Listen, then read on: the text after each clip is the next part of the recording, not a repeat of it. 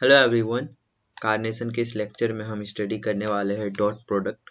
हम वेक्टर का addition, subtraction ये सब स्टडी कर चुके हैं। अब हम स्टडी करेंगे मल्टीप्लिकेशन ऑफ वेक्टर्स। मल्टीप्लिकेशन दो तरीके से होती है, एक डॉट प्रोडक्ट और एक क्रॉस प्रोडक्ट, और दोनों ही मल्टीप्लिकेशन के अपने अपने सिग्निफिकेंसेस हैं। क्रॉस प्रोडक्ट को हम अपने नेक्स्ट लेक्चर में स्टडी करेंगे। इस लेक्चर में हम पर्टिकुलरली डॉट प्रोडक्ट को स्टडी करेंगे। डॉट प्रोडक्ट का यूज कहाँ करते हैं? सपोज दैट दो वेक्टर हैं और उन दोनों वेक्टर का मल्टीप्लिकेशन करने पे जो आता है वो एक स्केलर होगा। इसका एक फिजिकल एग्जांपल लेते हैं। अगर हम फोर्स को और डिस्प्लेसमेंट को, फोर्स भी एक वेक्टर है और डिस्प्लेसमेंट भी एक वेक्टर है, मल्टीप्लाई करते हैं तो हमें मिलता है वर्क डन, और वर्क डन एक स्केलर है। मीनवाइल हम दो वेक्टर को मल्टीप्लाई करने के बाद जो प्रोडक्ट पा रहे हैं वो प्रोडक्ट एक स्केलर क्वांटिटी है। उस टाइम पे हम डॉट प्रोडक्ट का यूज करते हैं। डॉट प्रोडक्ट को रिप्रेजेंट करने के लिए हम हमेशा सेंटर में एक डॉट का यूज करते हैं। हम कभी भी यहाँ पे ऐसे क्रॉस यूज नहीं कर सकते, ये गलत हो जाएगा। हम हमेशा सेंटर पे एक डॉट का यूज करते हैं डॉट प्रोडक्ट को रिसेंबल करने के लिए। अब डॉट प्रोडक्ट का मेथड क्या है? मान लेते हैं हम ए वेक्टर और बी वेक्टर के बीच डॉट प्रोडक्ट निकाल रहे हैं। देन इसका जो क्वांटिटी होगा इतना होगा। यहाँ पे थीटा क्या है? मान लेते हैं ये ए है, ये बी है, तो इन दोनों के बीच जो एंगल बन रहा है इसे हम थीटा कहते हैं। डॉट प्रोडक्ट होता है A dot B equals A B cos theta, और इसे हम मैग्नीट्यूड को कुछ इस तरह भी लिखते हैं कभी कभार, तो इसमें कोई कंफ्यूजन नहीं होना चाहिए। अब डॉट प्रोडक्ट के कुछ कैरेक्टरिस्टिक को समझते हैं। पहला कैरेक्टरिस्टिक ये है कि अगर हम ए डॉट बी निकालते हैं या फिर बी डॉट ए निकालते हैं, ये दोनों इक्वल होगा, क्योंकि इन दोनों का आखिरकार magnitude A B cos theta ही होगा, और इसका कोई डायरेक्शन नहीं है क्योंकि ये एक स्केलर क्वांटिटी है।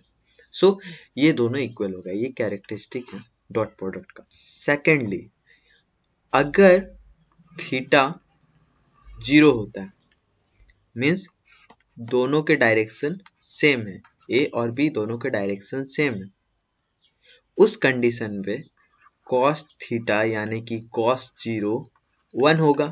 तो इस कंडीशन पे जो डॉट प्रोडक्ट का वैल्यू होगा वो होगा ए बी cos 0 यानी कि 1, और ये मैक्सिमम वैल्यू होता है।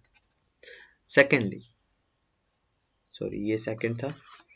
थर्ड, अगर थीटा का वैल्यू 90 डिग्री होता है, देन हमारा ए डॉट वी जो होगा ये होगा ए बी कॉस 90 यानी कि 0, और यही होता है मिनिमम वैल्यू। 90 डिग्री मतलब ए का डायरेक्शन अगर इधर है और तो बी का डायरेक्शन इधर होगा। अगर ऐसा कोई क्वांटिटी रहा तो उस टाइम पे इसका डॉट प्रोडक्ट 0 होगा। इससे आप फिजिकली ऐसे समझ सकते हैं, अगर एक ऑब्जेक्ट है और उस पर कोई फोर्स इधर लगा रहा है और कोई फोर्स इधर लगा रहा है, तो बेसिकली इसका जो डिस्प्लेसमेंट होगा, इसमें जो वर्क डन होगा वो बेसिकली 0 होगा। ओके, अभी हम इसे इरेज कर देते हैं और आपको बताते हैं कि यहाँ से एंगल कैसे निकाला जा सकता है। अगर हम इसको कंसीडर करें, देन हमें एंगल मिलेगा, तो सेकेंड एंगल मिलेगा cos theta is equal to A dot B by A B. इस तरह से हम थीटा भी निकाल सकते हैं अगर हमारे पास ए बी का वैल्यू दिया हुआ हो तो। अब हम ए डॉट बी का वैल्यू निकालेंगे अगर हमारे पास दो वेक्टर का रिसोल्यूशन है, तो उसके लिए हम इसे इरेज कर रहे हैं, आप इसे नोट कर सकते हैं। मान लेते हैं कि हमारा एक वेक्टर है a1i a2j प्लस a3k, और दूसरा वेक्टर है b1i b2j b3k। देन हम जब डॉट प्रोडक्ट निकालेंगे तो ये क्या होगा, A B cos theta. Okay, but हमारे पास तो कॉस थीटा है नहीं, सो यहाँ निकालने के लिए हमें हर एक को रिस्पेक्टिव से मल्टीप्लाई करना होगा। कैसे, चलिए करके देखते हैं।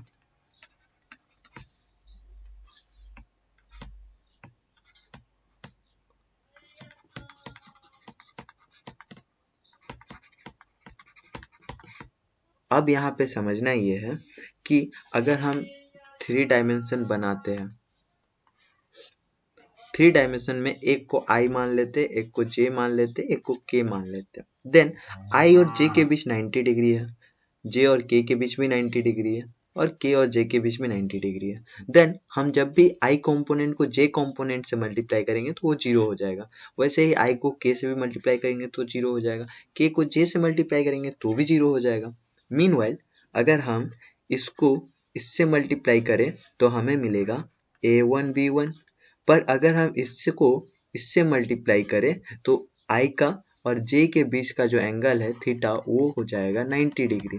मतलब हम कैसे लिखेंगे, देखिए a1 i cap multiply dot product b2 j cap, then इन दोनों का मैग्नीट्यूड a1 b2 और cos 90 डिग्री, क्योंकि i और j के बीच का थीटा जो है ये 90 डिग्री है, तो ये अल्टीमेटली 0 हो जाएगा। मतलब कि जब भी हम किसी अलग अलग एक्सिस के कोऑर्डिनेट्स को मल्टीप्लाई करेंगे तो वो 0 हो जाएगा। लेकिन जब सिमिलर एक्सिस को मल्टीप्लाई करेंगे, लाइक a1 i को और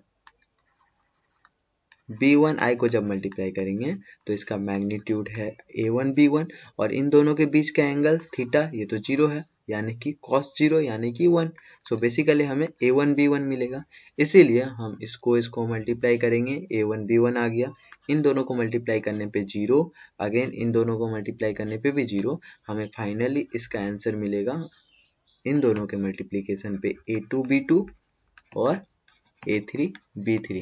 सो हमारे पास अगर कोई वेक्टर दिया हुआ है रिसोल्यूशन फॉर्म में, देन हम इस फॉर्मूला को यूज करके डायरेक्टली निकाल सकते हैं हमारा डॉट प्रोडक्ट से, हम डायरेक्टली निकाल सकते हैं इस फॉर्मूला को यूज करके। सो ये था हमारा डॉट प्रोडक्ट। इसके बाद हम स्टडी करेंगे cross product. Cross product actually vector के लिए होता है जब उसका रिजल्ट भी एक वेक्टर होता है। सो यहाँ से कुछ इम्पोर्टेंट फैक्ट्स हैं, उसे याद करना होगा और नोट कर सकते हैं। अब हम नेक्स्ट वीडियो में स्टडी करेंगे। अभी के लिए थैंक यू। इस चैनल को सब्सक्राइब कर दीजिए सो दैट आप साइंस के अलग अलग टॉपिक्स को स्टडी कर सकते हैं।